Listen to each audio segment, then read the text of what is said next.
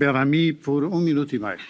Merci, Monsieur le Président. Madame la Présidente, le discours que vous avez prononcé fixe des objectifs ambitieux. Mais si nous n'assumons pas les moyens pour agir, ils resteront des appels sans lendemain.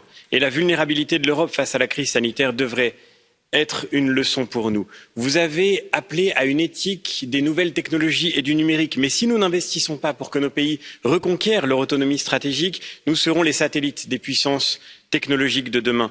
Vous avez évoqué le défi migratoire. Bien sûr, les drames qui se déroulent en mer Méditerranée devraient tous nous empêcher de dormir. Mais la seule manière de les éviter, c'est d'assumer, de maîtriser nos frontières pour que personne ne tente d'entrer en Europe sans y avoir été légalement autorisé. C'est sur notre impuissance que prospère le trafic des êtres humains qui fait tant de morts aujourd'hui. Vous avez rappelé l'urgence écologique. Là encore, quelle naïveté il y aurait à croire que nous allons traiter ce problème global seulement en cherchant à nous réformer nous-mêmes. Bien sûr, nous pouvons, nous devons produire mieux. Mais l'Europe, c'est 8% des émissions de carbone. Si nous ne faisons qu'imposer des contraintes à ceux qui produisent en Europe, nous n'aurons pas progressé sur le terrain de l'écologie, nous aurons seulement détruit notre économie. Il est temps de faire du marché unique un levier pour pouvoir avancer vers cette transition écologique globale et c'est la raison pour laquelle le mécanisme d'inclusion carbone est absolument urgent.